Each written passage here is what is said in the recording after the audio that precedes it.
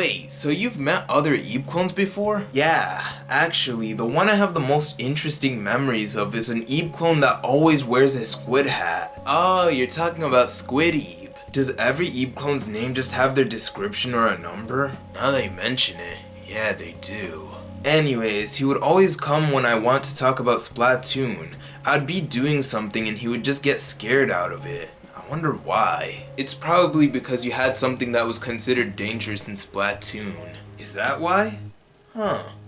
Anyways, do you know where he is? Actually, no. Ever since the last time he left, I've never heard from him since. I wonder if he's okay. Well, that's a shame, because I wanted to talk about Splatoon 3's side order. Oh, I was playing it the other day, remember? Can I talk about it with you? Okay, then why don't you start us off? With pleasure. Splatoon 3 had 2 DLCs which came out at different times. The first wave came out on February 28, 2023, and the second wave came out on February 22nd, 2024. Almost a year between the two is kind of crazy. The first DLC wave was just really Inkopolis Plaza getting added into the game. Although somewhat cool, it's kind of lame that that's half of the DLC. The second wave is the bigger of the two, adding the side order part of the DLC in Inkopolis Square. And that's really the gist of it when it comes to the history of the DLC. As I mentioned not too long ago, there are 2 packs in this DLC. Before I get into the bulk of the DLC, I want to go over the other content that was included in the DLC than just the side order. In Wave 1, Inkopolis Plaza was added to the game. This lets you enjoy a new hub world from the Splatoon 3's default plaza. It comes with new faces in the stores and some familiar faces from Splatoon 1. During the Splatfest times, this lobby gets a new song by the Squid Sisters. They do indeed return with Inkopolis Plaza, which is fun to see. They were in the base game's story mode, but it's refreshing to see them in their original attire. Next, in Wave 2, Inkopolis Square was added. This is pretty much the same thing as Inkopolis Plaza, with the stores getting new and returning faces. Pearl and Marina are also present in Inkopolis Square, and they do have a song for the Splatfest. Apparently people don't like one of the songs they have, but I don't really care because personally, I never really liked Pearl and Marina's songs much. Unfortunately, the arcade machines that exist in both Splatoon 1 and 2 do not come back here, which is a shame because I actually enjoyed playing on them. It's not like the game would completely break without them included, but there's nothing we can do about that. You do also get some boosters online for getting the DLC and some new banners that are actually pretty cool. Talk about pay to win, am I right? But that's all you really need to know about the other content included in the DLC. And that's enough. Wait, what? But I was about to get to the interesting parts. That's not fair. Well, you never said what you wanted to talk about. Anyways, it's my turn.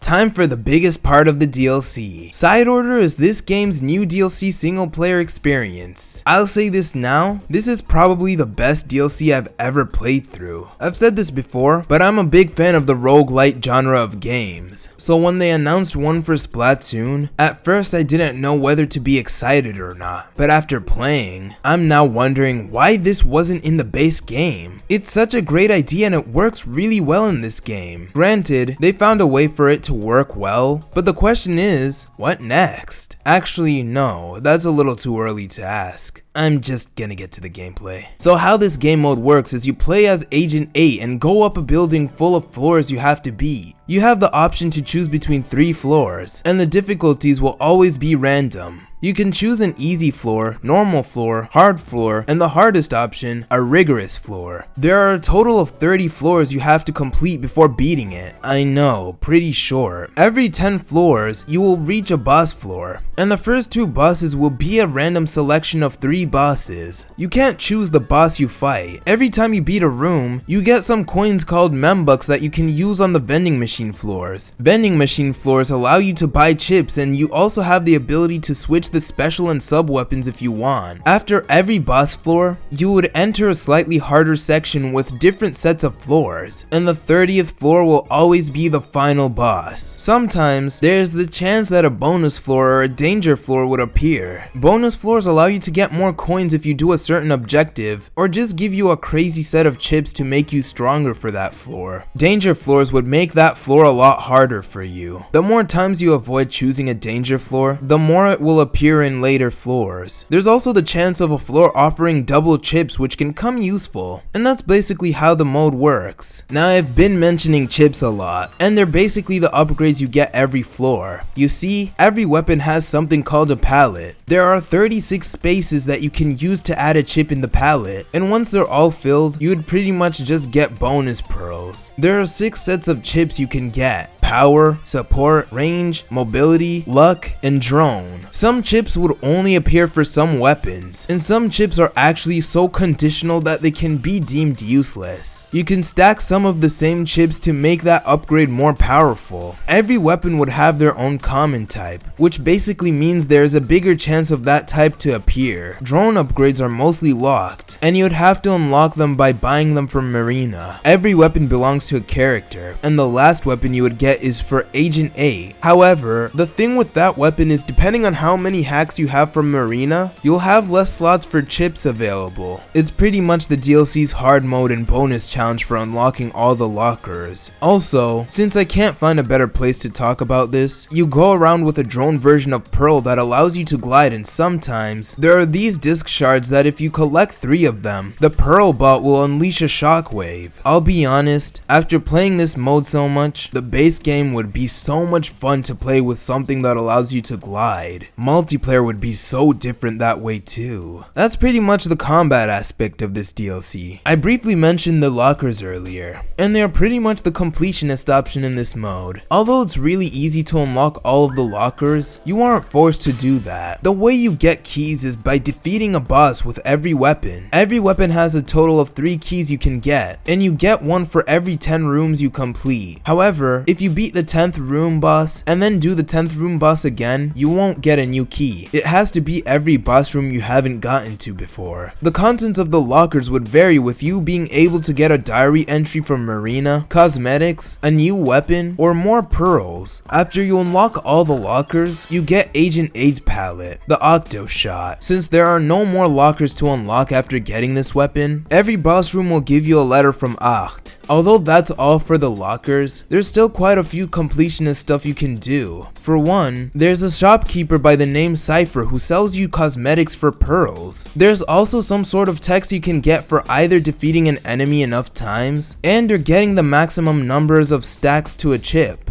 They don't necessarily reward you with anything other than getting badges, but those options are there for the true completionists. I may try to do all of it one day. The music in this DLC is really interesting.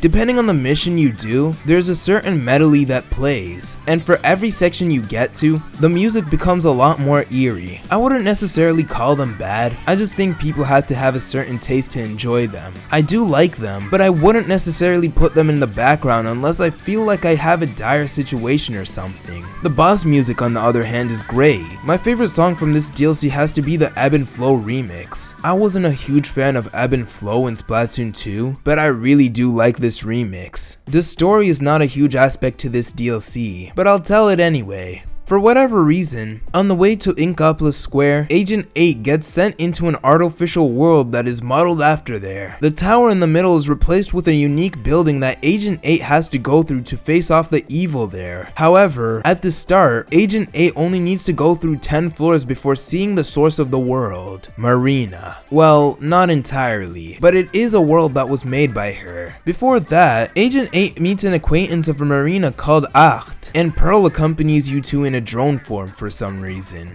In fact, you are woken up by the drone. You have to fight the mind-controlled version of Marina, and once you break her out of the mind control, you'll meet the true source of evil in this world, Order. Then you're sent back out of the tower where you now have to go through 30 floors before getting to Order. But when you get there, you meet a giant octopus named Overlorder that you have to fight. Although when you beat it the first time, Order pretty much brings the doom of the world. However, you start some type of beat that ends up going into a remixed version of Ebb and Flow, and with a huge booyah from Pearl, the roof is destroyed. This pretty much puts you in phase 2 of the final boss, where you have to destroy the bubbles to get a full set of chips. And once you get all of them, you are super powerful and are now stalling for Pearl to throw the ultra killer whale called the Color Whale. And with that, Overlorder is defeated and is revealed to be a smaller octopus they call Smallux. That's pretty much the entire side order story. The next time you fight the final boss, you only have to destroy all the bubbles and defeat it. Again, this DLC wasn't meant to be story heavy and was more focused on the replayability aspect. Personally, I thought this DLC was way too easy.